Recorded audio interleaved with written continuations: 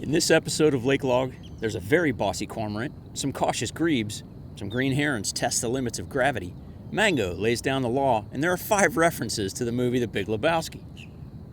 What could be more fun than that?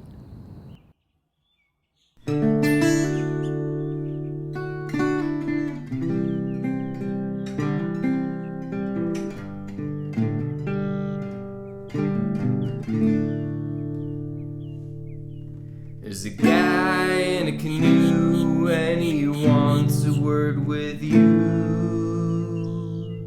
It's mostly about birds. It's Lake Log.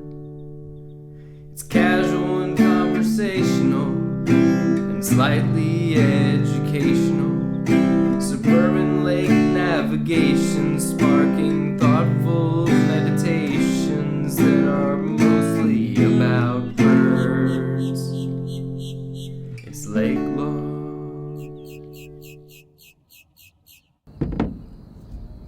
You know, Mango, I envy you sometimes. You live in a world with no rules. No obligations, no job to go to, nothing. You think so? I beg to differ, my silver-haired steward. No, you don't. You don't even try to be I polite. crack myself up, but I deal with 3 of the most important and powerful rules there are. Oh, what's that? Newton's 3 laws of motion? Nope. The 3 rules of being a canoe. What? Displacement, orientation, and time. Without displacement, I wouldn't float at all, and we would sink right to the mucky bottom. Then I'd be a submarine like my Uncle Perry. You know, I couldn't stand old Uncle Perry. He was always wandering around in the dark making that pinging noise. And orientation and time? Because all week long, I'm upside down watching the grass grow, waiting on you to take us out again. Oh, I got rules too, Captain Quirk. Hey, Squirrel, why did the dolphin follow the boat? Because he was trying to find his porpoise. Get it? Porpoise? Ha ha ha ha! Woo!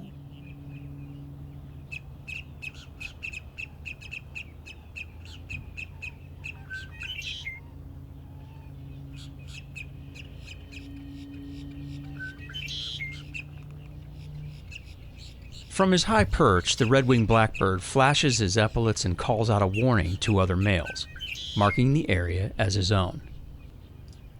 Red-winged males are busy little Casanovas, dividing their time between as many as 15 nesting females at once.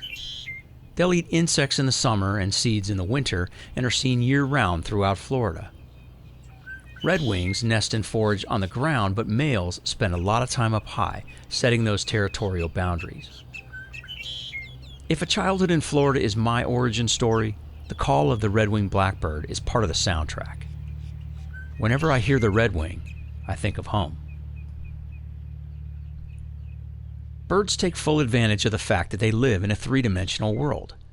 A grackle will stand on the very top of an Australian pine tree 50 feet above the ground because it can.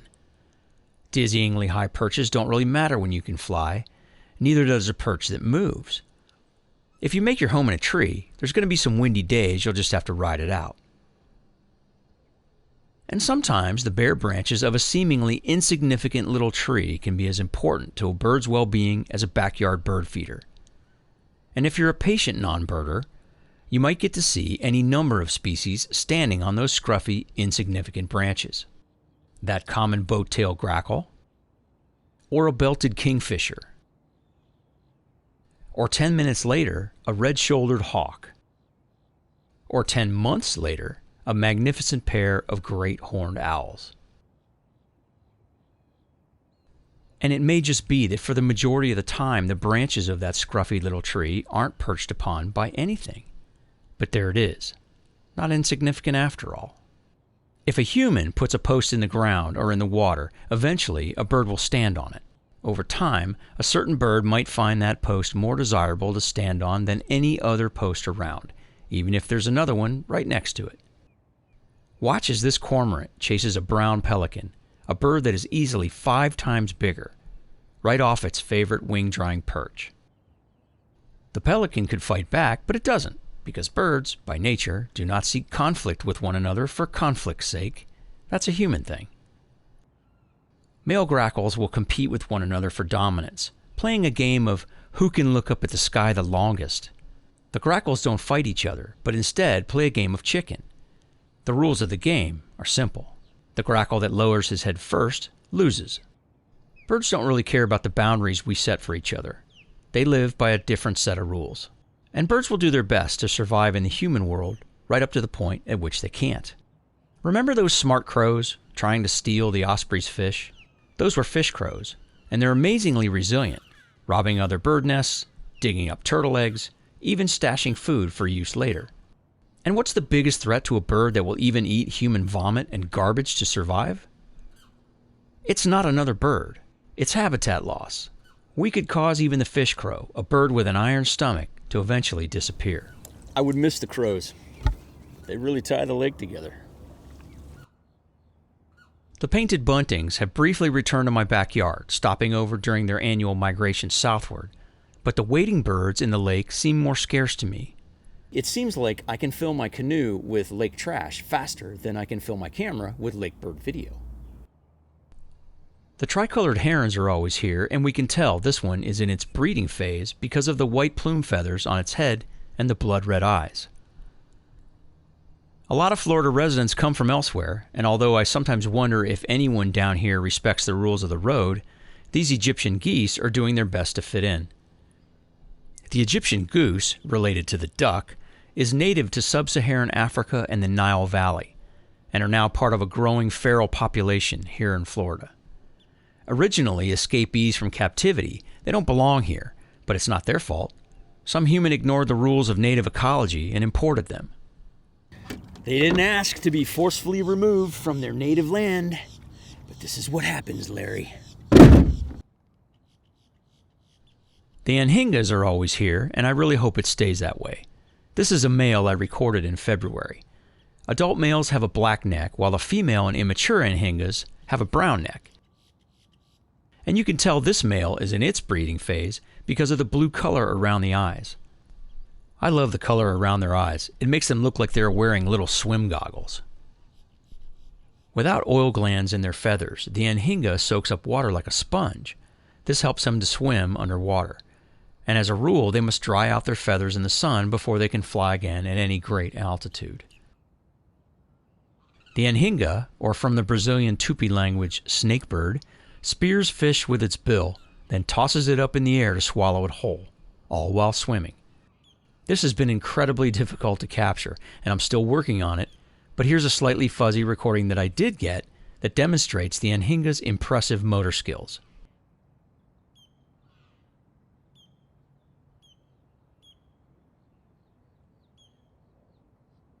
Speaking of motor skills, why don't you ever want to give me a motor and speed things up? I mean, think about it. An upgrade would be nice. I mean, we could really get around and see the whole lake. No, I like to paddle. It's quieter, and I need the exercise anyway. We move as slow as a turtle sometimes. Slower even. You know what? I think I forgot to mention Mango's #1 rule. All right, let's have it. All right, here it goes. Better to be a fast boater than a half-fast boater. Woo! Mango do the tango. Mango do the tango. Mango will do the tango. See, I told you I could sing and dance. I should be up on the Super Bowl halftime show. You're a canoe. I'm becoming a more patient non-birder, and I am learning that sometimes, when I really slow down or stop and sit quietly in one place for a while, things start to happen around me. I was watching this little pie-billed grebe as it floated on the surface, not really doing much, but looking intent all the same. It was too far away for me to see exactly what was happening, but a turtle stops by for a visit, then another. Cars go by. A man casts a line, and the little grebe isn't fazed by any of it. Then another one pops up right next to it. Is the little intent grebe standing watch, floating watch as its mate hunts? Pie-billed grebes are here year-round and have the ability to stay submerged for a very long time. They are fast little swimmers, build floating nests, and are apparently quite awkward on land. But but I've only ever seen them in the water. They also have a very unique ability for a water bird. The pie-billed grebe can sink itself, like a submarine, by quickly compressing its feathers to force the air out, as this one does to avoid a low-passing hawk. There's the hawk, right there. So yeah, I think it was on floating watch duty. There are plenty of distractions for the pie-billed grebe, but in the bird world, the rules of survival never change. A little bit later, I recorded this osprey with a fresh catch, and I quietly moved in as close as I could get. Intent on what the osprey was doing, I didn't see a red-shouldered hawk land in the same tree.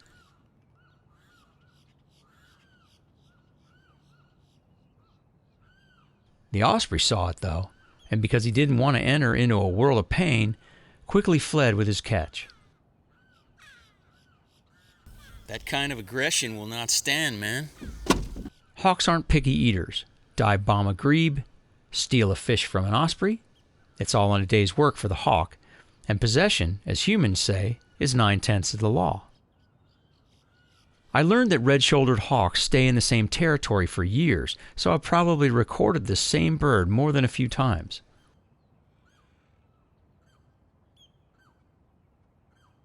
A bird that I have definitely recorded before, and one that even became my 2021 Bird of the Year, is the amazingly acrobatic green heron.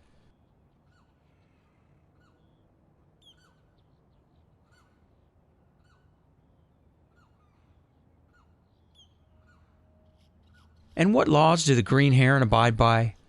The ever-present laws of gravity.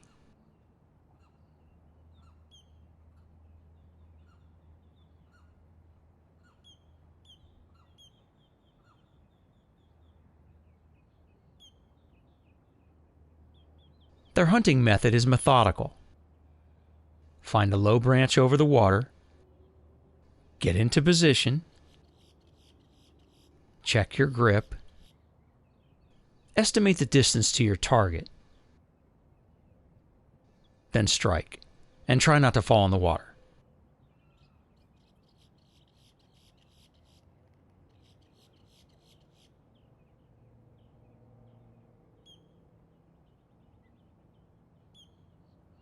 The lake is full of little targets for the green heron to strike at, and I watched this one fill his belly with them for almost an hour.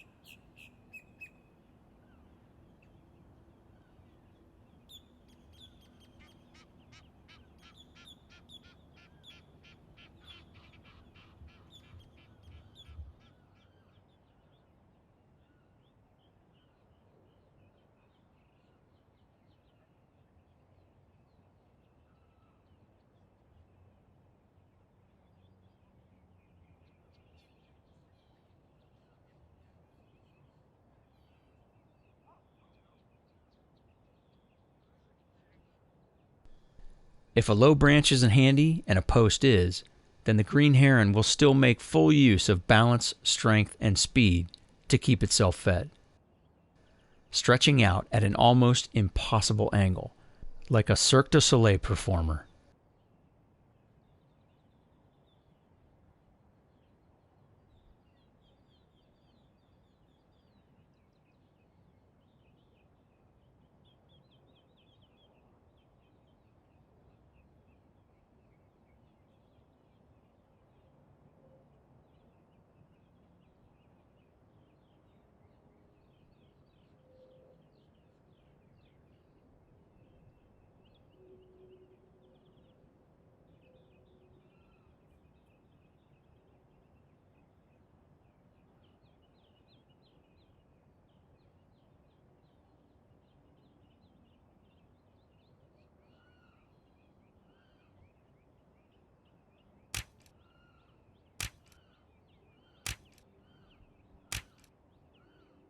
The green heron will test the rules of gravity even if the results are less than graceful. Yeah, well, that's just, like, your opinion, man.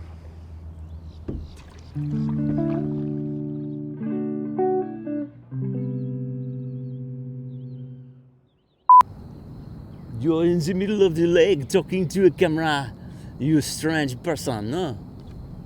Yes, you are. Hello, little bird.